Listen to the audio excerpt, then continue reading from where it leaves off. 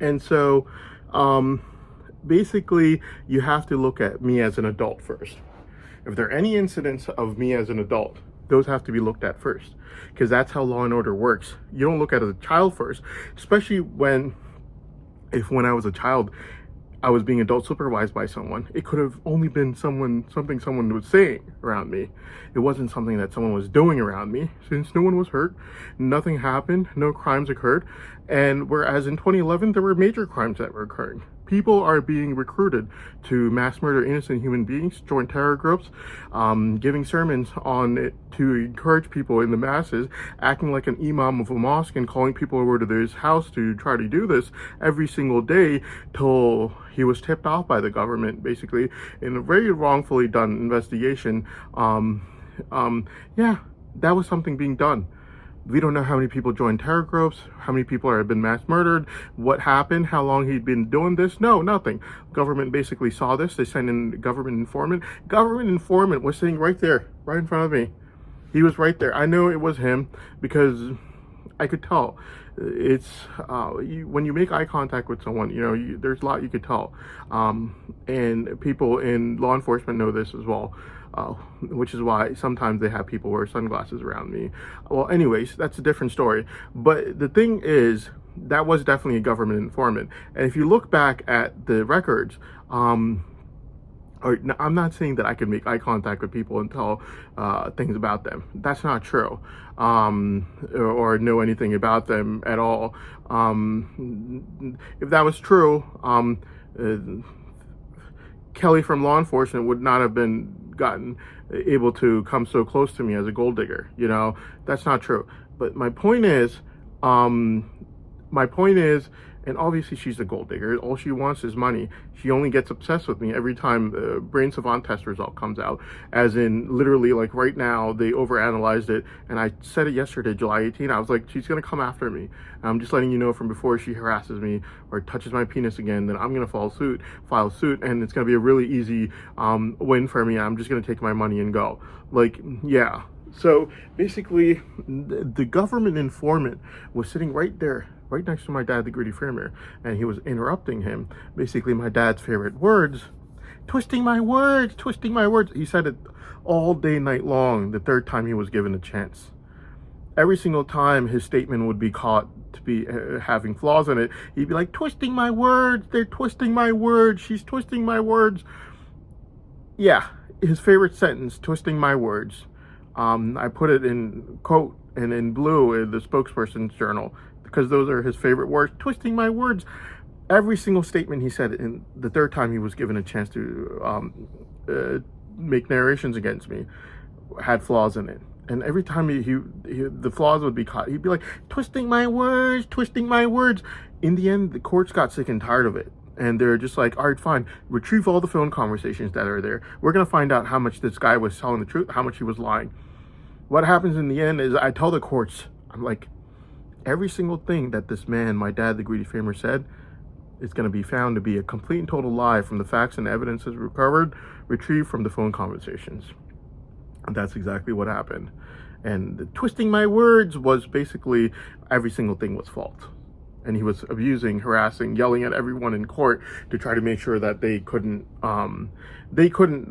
stop him from being able to make false testimonies and lies against me. And now he's trying to use sympathy with Nowhere Special and all these cheesy, corny videos, basically to steal the fruits of the labor of an elderly woman who deserves it, my mother, who deserves the money from my Brain Savant getting freed. And he wants to steal that money now that he's seen the overanalyzing of the June 24th Brain Savant test. So basically, the way law and order works is you look at a person as an adult, not as a child. You look at a person when a crime was committed, not when no crime were committed.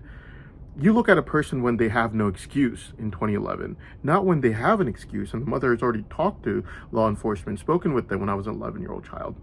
So when I was a child, anything anyone could have said around me would only be saying and not doing, since I was being adult supervised. Second thing is my mother had already gotten permission from law enforcement for it. Third thing is, third thing is my mother fulfilled her promise the moment I became even slightly mentally matured, like how she said when I was on February 15th at 8:30 p.m. And the other thing is, it could only be something that someone was saying, not something anyone was doing. Whereas in 2011, it was something that was being done, very much so, giving sermons from his house, acting like an imam of a mosque and calling people to his house in masses, telling them to join terror groups, basically commit jihad, mass murder innocent human beings, me being an adult, him being an adult, no excuse, no permission for anyone to be sitting there doing that. How many people have joined terror groups? We do not know. How long it was being done for in 2011? We do not know. How many people have mass murdered? We do not know. Do we know anything about it? Nothing. All right, but government definitely knows, and they could check the evidence, the facts and evidences on that. Now, the thing about it is, that's a crime. That's me and him as adults. That's me being there and him being there without any kind of permission from any law enforcement. That's people being recruited to join terror groups. That's how many people recruited, mass murdered, joined terror groups. We do not know. So, rewind it a little bit. I'm a child. Not even gaining slightly mentally mature yet in life. My mother had already spoken with law enforcement when I was an 11-year-old child. And she had already gotten permission for me to be there. No crimes committed. Anything that could have been said was only said. It's not like someone's giving mass murder sermons to people to commit mass murder, due to which how much has been done and how many mass murders have occurred and how many people joined terror groups, we don't know. Nothing like that. It's only saying, it's not doing. Crime's not been committed. Whereas in 2011, crime's been committed. How many people joined terror groups, we don't know. Basically, we don't know how much mass murder has occurred. He was basically telling people to join terror groups and commit mass murder. And that government informant in 2011, by the way, sitting next to my dad, the greedy framer, he should have listened to him. He was trying to twist his words. Twisting my words. He was trying to twist his words, and he should have listened to that government informant sitting next to him in 2011. He didn't listen to him. He was trying to twist his words, and he should have let him twist his words. He didn't. He stopped the government informant. He went back to his sermons to encourage people to join terror groups. How long he's been doing this, and how many people joined terror groups, how many people have been mass murdered. You know, we have to look into these things. Crime's been committed, extremely dangerous crime. And when I was a child, anyone adult supervising me could have only said something. They couldn't have done anything around me, which means that no crime was committed at that time, and I was a child, and the permission had been taken from law enforcement, and the promise made was fulfilled the moment I became even slightly mentally mature as a child, like how my mother said on February 15, 8:30 p.m. I was an adult in 2011. Crime was committed, extremely dangerous one. How many people joined terror groups? How many people have been recruited to do so? How many people have committed mass murders? The results of what was going on in 2011, how many people were sitting in those sermons each and every single day. We don't know. All we know is that there was a government informant, and obviously the government informant would be the only person stopping him. The rest of the people are basically, agreeing with him, because a guy with a 5-foot-long beard working as an imam and giving sermons, people are not going to disagree with him. They think that he is, has some sort of an authority. He is put there by God to be able to give these sermons. He has knowledge. He knows what he's talking about. So the rest of the people are not going to disagree. So that one person who was disagreeing and twisting my words, trying to twist his words, was definitely a government informant, because he was the only person disagreeing. He was definitely a government informant because he was the only person who was disagreeing. That's how I knew that he was a government informant. And so that person who was disagreeing with him has to be asked a simple question. Did you not disagree with him? He was going to say yes. Why did you disagree with him? Obviously, he was giving sermons on jihad, and the government informant knew that everything was being recorded and watched by the government at that time. He didn't want him to get in trouble, and he didn't want the investigation to start. But that's not how it's supposed to be done. Like, You know, in on November 20th, 2025, when a government informant was sent in, an investigation was started, due to which we found out that my dad, the greedy framer, and his framer sisters were using national security and the threat of national security for their own personal agenda of locking up my brain savant using a false testimony on November 20th, following more subsequent lies that they had already planned against me, only to make sure that my brain savant money that he begged me for all year long with this Nova special movie that he's putting on my TV home screen right now, he put in the year 2025 as well, along with all kinds of stuff he did, only to try to get sympathy, get the money out of me somehow, one way or another. On when he found out November 1st, there's no way I'm giving him a single penny, and I'm staying with my mother, I'm not giving him any money. He basically told his sisters, he's like, all of you guys all go to court, make sure his brain savant doesn't get freed. I don't get the money, no one does. This man, my dad, the greedy framer, and his framer sisters were basically using the threat of national security for their personal agenda of locking up my brain savant, just to make sure that my elderly old mother could not get any of the money that they knew that they couldn't get. And the government handled it the right way. It wasn't law enforcement basically doing this in November 20th, 2025. It was basically the government doing so. And the government handled it correctly, exactly the right way. The way they did this was by sending in a government informant, and that government informant basically not only saw that fabricating everything, the government informant had everything confessed to him by my dad, the greedy framer's sister, Ibrahim, the greedy framer's envious mother, who told the government informant the subsequent lies that they were planning on making, due to which the government, basically the courts, basically had to see if my dad, the greedy framer, was planning on these lies as well, due to which they let him narrate for the second time. Like, yeah, sure, go ahead. You want to narrate. And he was narrating for the second time, and he was telling the lies that his sister had just told the government informant before November 20th, that these are the lies we're planning on making after November 20th. We want your help in trying to exaggerate it as much as possible. The courts saw and heard this, and they basically found out, man, these people were planning this from before. They had all these lies made from before against me to make sure that my brain savant could not get freed, so my mother could not get any of the money. And that's why the courts let him narrate for the second time, only to find out that he planned out all these lies from before with his framer sisters that were confessed to the government informant as being complete and total lies. And so, yeah. So basically, yeah. And so that is what happened. And so the government basically handled it the right way on November 20th, putting in a government informant, finding out not just November 20th, but all the subsequent lies that these people had planned out. And then this was the second time, all the subsequent lies. And my dad, the greedy framer, after being given a chance to narrate again, even after being caught November 20th, comes back and he starts narrating like, this is how the crime occurred. Hassan did this, and my sister saw him do this. November 20th might have been false, but this is serious. This is another crime. Only for us to find out that these were all set of lies as well, and these were all planned out from before.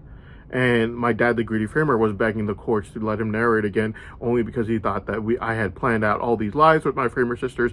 They're going to get wasted, and all the time and energy I put forward are going to get wasted. Imagine his anger when he found out that his framer sister, Ibrahim, the greedy framer's spokesperson's envious mother, had basically told the government informant about these being lies as well. He must have been furious, like yelling at her over the phone, like, why did you do this, sort of thing. Obviously she would be the one telling. She holds the most envy against me. People don't even daydream about their kids making more than six-figure salaries. That's what me and my sister were talking about yesterday. And people call my sister and ask her about like these different companies and the people that are working there and this and that. My sister does pretty well, and she was just saying like these people had the life growing up, they had comfort and everything, and they ended up, they're like asking people like me if what the status of certain companies are so that they could get a job there. And I didn't even tell her, like, you have no idea what the kind of potential I've got. Like, my sister's there in one place and I'm here in one place, and it's like these people are envious over her and they're extremely envious over me. Like, my sister doesn't even know. the kind of gold mine I've got. You know, like she might be doing well, but she doesn't even know. But the thing about it is it's just the fact that my dad, the greedy framer, and basically his framer sisters, they had it all planned out, and the courts gave him a second chance. And the courts basically tell him, like, all right, fine, we'll let you narrate again. The second time he's given a chance, he has all these lies already pre-planned, make sure that he could put it through, like, son did this. This is how we did this. My framer sister saw him do this, and like blah blah blah, and the courts are just listening like this guy is lying, and these lies were all planned out, and all these framer siblings had them planned out from before, because his framer sister, Ibrahim, the greedy framer spokesperson's mother, basically told the government informant about it. And I know for a fact it was her who made November 20th, because she holds the most amount of envy against me. So obviously, like, you daydream about your own kids doing well in this world, and you see someone else having the potential to be extremely rich and having a brain savant. Like, obviously you're going to get extremely envious of it. You're not going to be happy about it. You know, it's that sort of thing. She holds the most amount of she has the highest motive out of all the siblings. I can't guarantee it, but obviously she has the highest motive. Obviously, Farah the greedy framer was also involved, since the government informant witnessed her taking full part in November 20th, due to which she was removed from the spokesperson stand.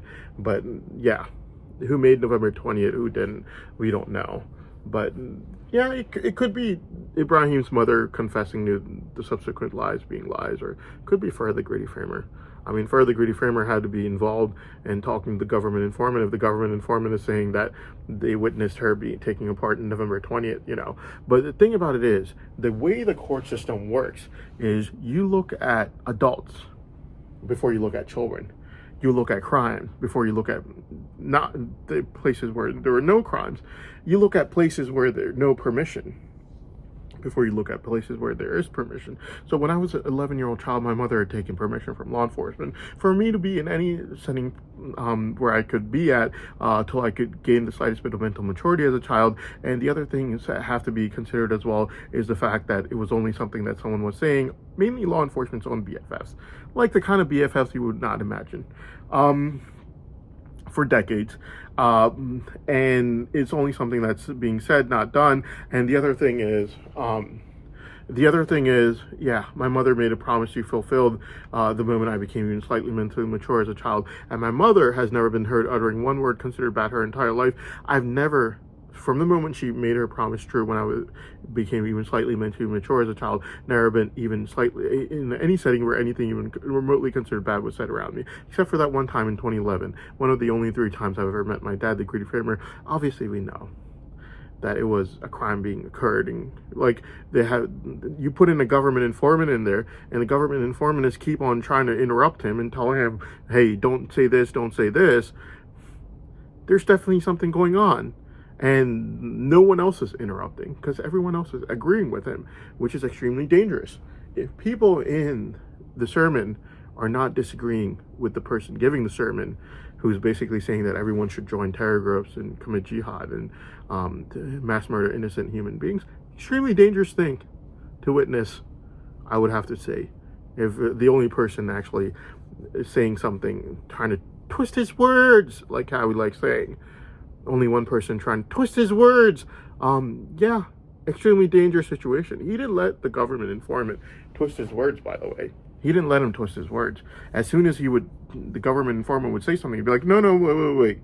I'm giving the sermons over here. And then he would continue on, telling people basically to commit mass murder, join terror groups, commit jihad. He's going to try to downplay it. Like, jihad could be different. You could be fighting against your desires. If he was giving sermons on fighting against his desires, you think a government informant would be put in there in the first place? And then why would the circus end that day? If he was giving sermons on fighting against his desires, why would the circus end that day? Never for that circus to come up ever again, to the point of me finding out that there was definitely someone who tipped him off, due to which I didn't report it. I didn't have to, you know? Yeah. So there you go. This has to be looked at first. Crime was committed. It wasn't just someone saying something. Crime was committed because people were being mass murdered, encouraged to mass murder innocent human beings by joining terror groups. And the fact that no one in the sermon was disagreeing with him was incredibly dangerous, because they were agreeing with him then. And who amongst them might actually do what he was saying, telling them to do? We don't know. Who's done it? We don't know. How many people mass murdered? We don't know. How many people joined terror groups? Do you know? No, I don't. You know, so yeah. And the only person interrupting and trying to twist his words was a government informant. Incredibly dangerous situation. Crime was definitely occurring. No permission from anyone, any law enforcement, anything of that sort of nature. Handled very badly. Law enforcement was supposed to investigate it like how they investigated November 20th and the subsequent lies, where law enforcement definitely did not do that. It was the government that got involved for November 20th, and they handled it the right way. My dad, the greedy framer, and his framer sisters were using the threat of national security for their personal agenda of locking up my brain savant, just to make sure that no one could get the money that they couldn't get from my brain savant. And so basically, what ended up happening was,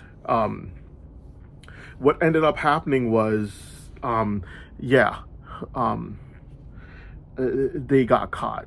And the government handled it really well. My dad, the greedy framer, and his framer sisters gave away everything. Not just November 20th, all the subsequent lies that they were planning and everything. So yeah, that's what happened. In the next video, I'm going to talk about how June 24th has been overanalyzed and what really happened and everything around that.